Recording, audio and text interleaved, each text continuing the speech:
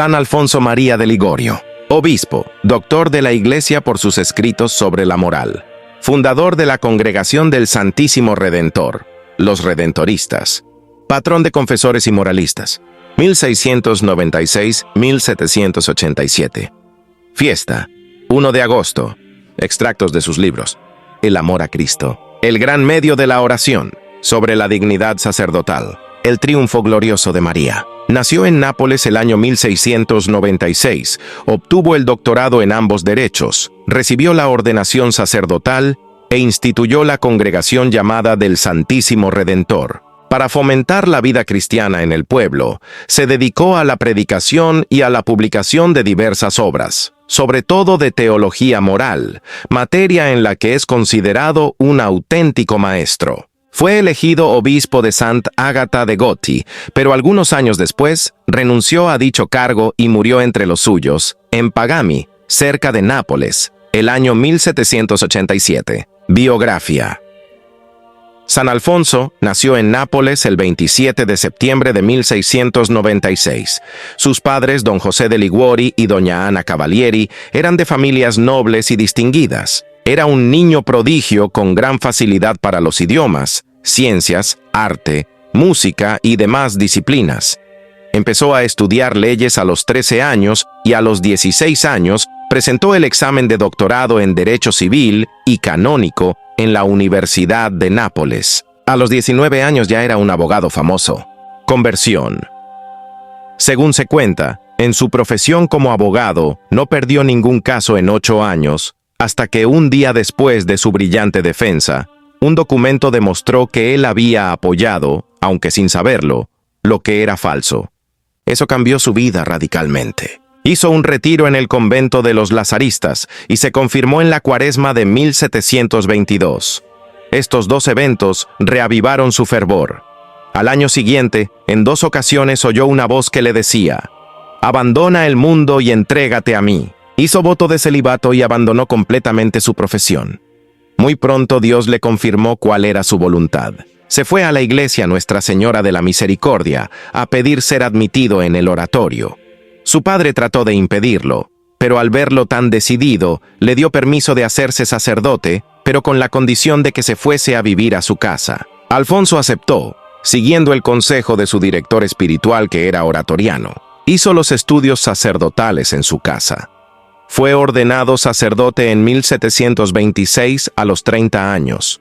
Los 2 años siguientes se dedicó a los vagos de los barrios de las afueras de Nápoles. La prédica sencilla desde el corazón. En los comienzos del siglo XVIII, combatió la prédica muy florida y el rigorismo jansenista en los confesionarios. Él predicaba con sencillez. El santo decía a sus misioneros: «Emplead un estilo sencillo, pero trabajad a fondo vuestros sermones. Un sermón sin lógica resulta disperso y falto de gusto. Un sermón pomposo no llega a la masa».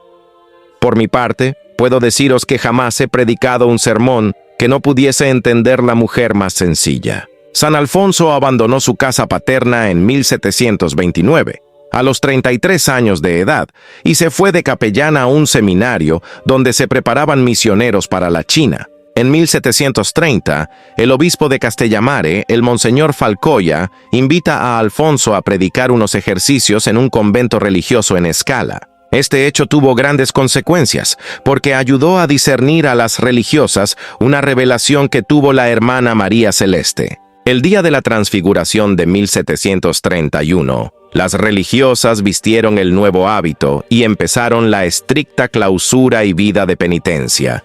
Así comienza la Congregación de las Redentoristas. En 1732 se despide de sus padres y vuelve a Escala, y con la ayuda y colaboración de un grupo de laicos, a los 36 años funda la Congregación del Santísimo Redentor, cuya primera casa perteneció al convento de las religiosas. San Alfonso era el superior inmediato, y Monseñor Falcoya era el director general.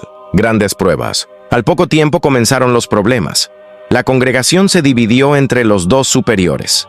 Al poco tiempo, la hermana María Celeste se va a fundar otra congregación. A los 5 meses, el santo se quedó solo con un hermano, pero más tarde se presentaron nuevos candidatos y se estableció en una casa más grande. En 1734 funda otra casa en Villa degli Schiavi y se dedica a misionar allí.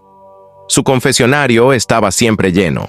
Trataba a sus penitentes como almas que era necesario salvar. En 1737 se divulgan rumores sobre la casa de Villa degli Schiavi y San Alfonso decide suprimir esa fundación. Al año siguiente, también cierra la casa de Scala. Organizó misiones en Nápoles por 2 años a pedido del cardenal Spinelli, arzobispo. En 1743, al morir Monsignor Falcoya, San Alfonso vuelve a ocuparse de su congregación como superior general y se encarga de redactar las constituciones. A pesar de la oposición de las autoridades españolas, los misioneros reorganizados fundan varias casas. En 1748, San Alfonso publica en Nápoles la primera edición de su Teología Moral.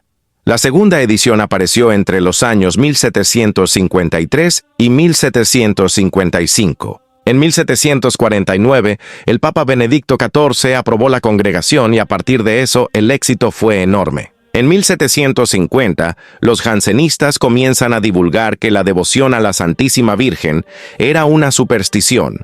San Alfonso defiende a Nuestra Señora, publicando Las Glorias de María. San Alfonso era estricto, pero a la vez tierno y compasivo. En el proceso de beatificación, el Peccajone dijo: «A mi modo de ver, su virtud característica era la pureza de intención. Trabajaba siempre y en todo, por Dios, olvidado de sí mismo». En cierta ocasión nos dijo: «Por la gracia de Dios, jamás he tenido que confesarme de haber obrado por pasión. Tal vez sea porque no soy capaz de ver a fondo en mi conciencia, pero en todo caso, nunca me he descubierto ese pecado con claridad suficiente para tener que confesarlo». Esto es realmente admirable, teniendo en cuenta que San Alfonso era un napolitano de temperamento apasionado y violento, que podía haber sido presa fácil de la ira, el orgullo y de la precipitación. Obispo a los 60 años, fue elegido obispo de Sant'Agata de Goti, diócesis pequeña con 30.000 habitantes, 17 casas religiosas y 400 sacerdotes, entre los cuales habían varios que no practicaban su ministerio sacerdotal o llevaban mala vida. Algunos celebraban la misa en 15 minutos. San Alfonso los suspendió ipso facto, a no ser que se corrigiesen, y escribió un tratado sobre ese punto. En el altar el sacerdote representa a Jesucristo, como dice San Cipriano, pero muchos sacerdotes actuales, al celebrar la misa, parecen más bien saltimbanquis que se ganan la vida en la plaza pública. Lo más lamentable es que aún los religiosos de órdenes reformadas celebran la misa con tal prisa y mutilando tanto los ritos que los mismos paganos quedarían escandalizados. Ver celebrar así el santo sacrificio es para perder la fe. Poco tiempo después, se desata en su diócesis una terrible epidemia que San Alfonso había profetizado 2 años antes. Se morían por millares. El santo, para ayudar a las víctimas, vendió todo lo que tenía y la Santa Sede le autoriza a usar fondos de la diócesis y contrae grandes deudas. Sus esfuerzos por reformar la moralidad pública le trajo numerosos enemigos que lo amenazaron de muerte. Solía decir: «Cada obispo está obligado a velar por su propia diócesis. Cuando los que infringen la ley se vean en desgracia, arrojados de todas partes, sin techo y sin medios de subsistencia, entraran en razón y abandonaran su vida de pecado». Dirigió la diócesis de Santa Ágata por 19 años. ¿Y más pruebas? En junio de 1767, sufre un terrible ataque de reumatismo que casi lo lleva a la muerte. Al terminar de celebrar la misa el 21 de septiembre de 1774, San Alfonso se desmayó y quedó inconsciente por 24 horas. Cuando regresó en sí, dijo a los presentes: «Fui a asistir al Papa que acaba de morir». El Papa Clemente XIV muere el 22 de septiembre de 1774. En 1775, San Alfonso pidió a Pío VI que le permitiera renunciar al gobierno de su sede. El Papa le concede teniendo en cuenta su enfermedad. San Alfonso se retiró ciego y sordo. Fue a pedir hospitalidad a sus hijos espirituales en Nocera, cerca de Nápoles, pensando así acabar tranquilamente sus días. En 1777, los redentoristas son atacados de nuevo. El santo sufre con paciencia muchas humillaciones a causa de la traición de Monseñor Testa, que era capellán del rey. El santo se vio excluido de la congregación que había fundado. Dios le reservaba una prueba aún más dura. Entre 1784 y 1785, el santo atraviesa por un terrible periodo de noche obscura del alma. Sufre tentaciones sobre su fe y sus virtudes. Se ve abrumado por sus escrúpulos, temores y alucinaciones diabólicas. Le duró 18 meses, con intervalos de luz y reposo. A esto le siguió un periodo de éxtasis, profecías y milagros. Gran escritor. Sus últimos 12 años de vida se dedicó a escribir, aumentando así sus obras ascéticas y teológicas. Sus más conocidos libros son La práctica de amar a Jesucristo, La preparación para la muerte, Las glorias de María.